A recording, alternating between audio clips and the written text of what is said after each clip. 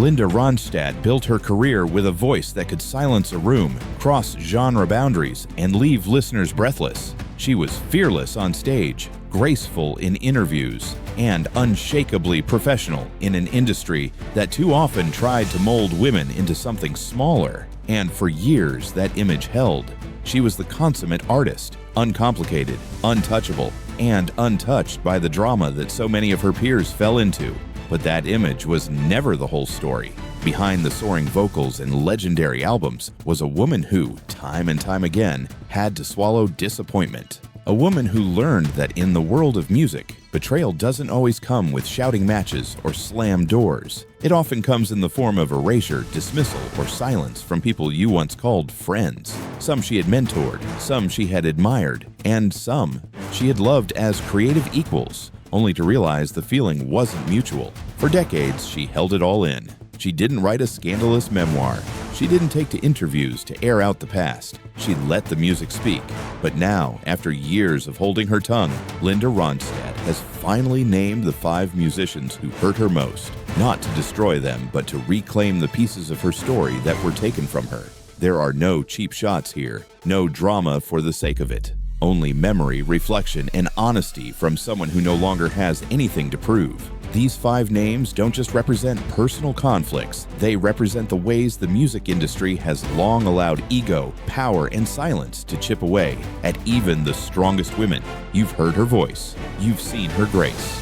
Now, you're going to hear the truths she once thought she'd take to the grave. Before the Eagles were one of the most legendary bands in rock history, they were just a group of talented musicians Linda Ronstadt believed in. She hired them to be her backing band, not because she needed to, but because she recognized something in them. She saw the rawness, the hunger, and the spark. Glenn Frey, in particular, was someone she respected, not just for his guitar playing, but for how he fit into a band. Quiet, eager, and collaborative. Linda wasn't just a stepping stone, she was a launch pad. But when the Eagles flew, they never looked back. After their meteoric rise with albums like Hotel California, no one mentioned the woman who gave them their first shot. FREY, once eager to learn, now kept his past at arm's length. In a 1977 interview, when asked about backing solo artists, he casually dismissed it. "We're on our own now," he said. It wasn't just the words, it was the way he said them. Like the years behind Linda didn't count. Like she was a detour, not a foundation. She never clapped back. She didn't throw shade. But something in her closed after that moment. When plans emerged for a reunion at the Hollywood Bowl, a symbolic return, Linda agreed to join the Eagles for a few songs. It was meant to be nostalgic, poetic, full circle. But just before finalizing the lineup, Frey's manager called. The Eagles wanted to close the show. Linda would open. She said no. Not out of pride, but because she wouldn't be rewritten into a supporting role in her own story. It was a small act of resistance that cost her everything. The collaboration was canceled. Frey's final words, "I don't think the audience will be expecting you anymore." She didn't fight back. She just disappeared from their narrative, quietly, permanently. When Glenn Frey passed in 2016, Linda was silent. No tributes, no interviews. She whispered to a friend, "I wish him peace, but I regret thinking we were allies." She never needed credit, but she refused to be erased. And Frey, more than anyone, was the one who made her feel like a ghost in a story she helped write. Linda had admired Neil Young for years. His activism, his fearlessness, his raw talent, he stood for something. And Linda saw herself in that. She wasn't just a ballad singer, she had convictions too. So when they were invited to perform at a benefit for immigrant workers in California, she believed they would be partners, equals, fighting the same fight. But that hope was crushed almost instantly. During early planning, Linda suggested songs that blended meaning and melody. Desperado, Blue Bayou. Protest music, yes, but with emotional resonance. Neil dismissed them outright. "We're not here to sing salon music," he scoffed. She stayed quiet. At the next meeting, he interrupted her again, told her that real protest music needed to hurt. It needed to be ugly, unpolished. He made it clear that her voice, her kind of storytelling, had no place in his vision. On the night of the concert, Linda was pushed to the side. She was listed but not featured. Her moment was cut without notice. When the curtain fell, she sat alone in the dressing room and cried. Not because she wasn't famous, not because she wasn't included, but because someone she looked up to had made her feel unwelcome in a fight she believed in. After that night, she declined every offer to work with Neil again, even when producers suggested a televised duet, even when he sent a quiet apology through a friend. Her answer was always the same. I choose not to stand next to someone who despises me. Neil had his own comments. In a 1978 interview, he said, "Some women have good voices, but not the guts to touch what really hurts." She knew who he meant. She never hit back publicly. But when asked in private what she thought of him, she replied, "He's very good at making people believe he's on the right side, even when he's the one doing the silencing." Neil Young never hit her, never screamed, never betrayed her in the way tabloids understand. But what he did cut deeper. He erased her conviction.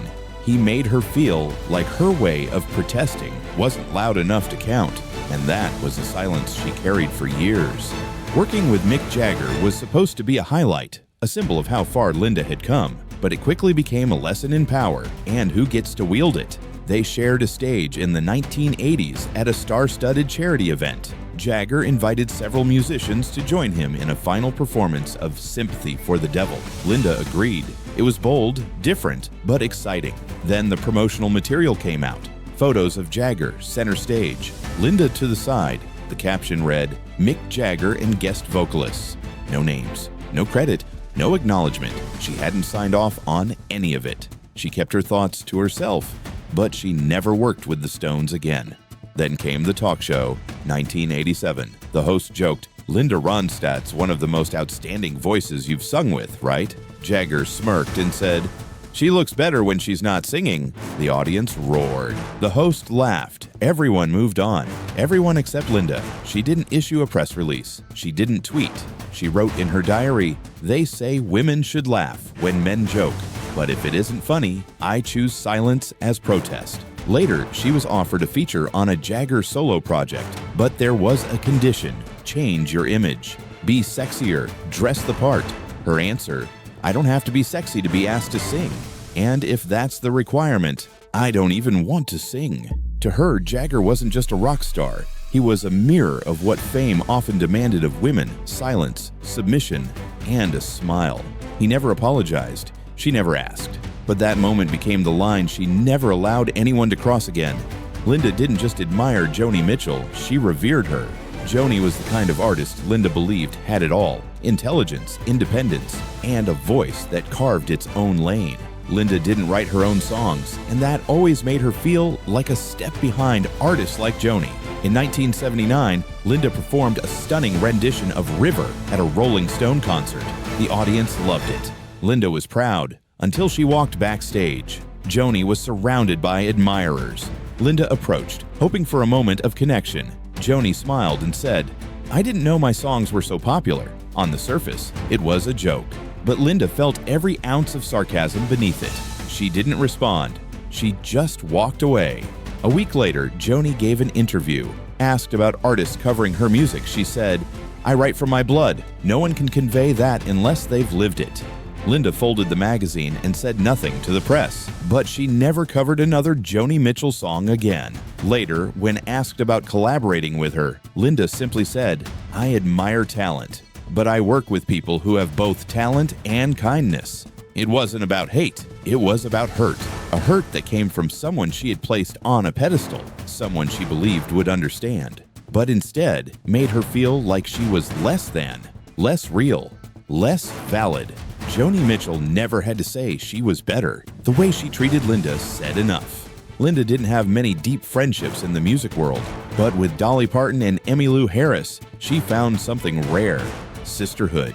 Their trio albums weren't just collaborations. They were love letters to harmony, respect, and shared purpose. But even the strongest bonds can fray when communication dies. During the production of Trio 2, Dolly requested that some of her vocals be removed due to personal scheduling conflicts. Linda agreed. She thought it was settled, but when the album was released, Dolly was caught off guard. Hurt, she felt excluded. And then, silence. No fight. No gossip column feud. Just cold, lingering silence. Linda understood the pressures Dolly was under. She respected her need for control. But what stung was the lack of conversation, the absence of, "Hey, what happened here?" She told Emmylou years later, "I'm not angry at Dolly for stepping back. I'm just sad she didn't ask me before assuming I pushed her out." There was no drama, just distance. They reunited years later at an awards show. Smiles, photos, polite words. But the spark, they both knew, was gone. Linda once wrote in a letter she never sent, "There are people who are not worth keeping. And there are people worth keeping, but we never learned how to keep them properly." Of all the names on this list, Dolly wasn't a villain. She was a friend, lost in the quiet. A wound formed not by betrayal, but by hesitation. And the tragedy of never talking it through. Linda Ronstadt didn't speak out because she wanted an apology. She never shared these names to shame anyone or to get even. She shared them because time has a way of clarifying pain, of making silence feel heavier than any conflict ever could. And eventually, even the quietest wounds demand a voice. For Linda, these stories were never about revenge. They were about truth, about the moments that left her feeling erased, overlooked, or small in spaces she helped build. They were about the people she believed would stand beside her, only to find that they had walked away without looking back. And yet even now, Linda doesn't speak with bitterness. She doesn't frame herself as a victim. If anything, her quiet strength speaks louder than any headline. She stood her ground, walked away when dignity required it, and chose not to reduce herself just to stay in the spotlight. That is its own kind of courage, one that the music industry rarely celebrates. The truth is, not all betrayals leave scars you can see.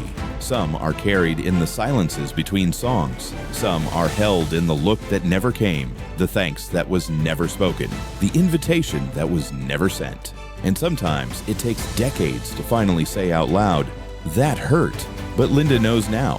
There's value in speaking late. There's healing in naming what went wrong. Not to tear people down, but to stop tearing yourself apart. She isn't asking you to take sides. She doesn't need you to defend her. All she's doing is sharing the truth of what it cost to keep quiet. Because even when the voice is gone, the story still matters. And maybe now, after all these years, it's finally time that people hear it.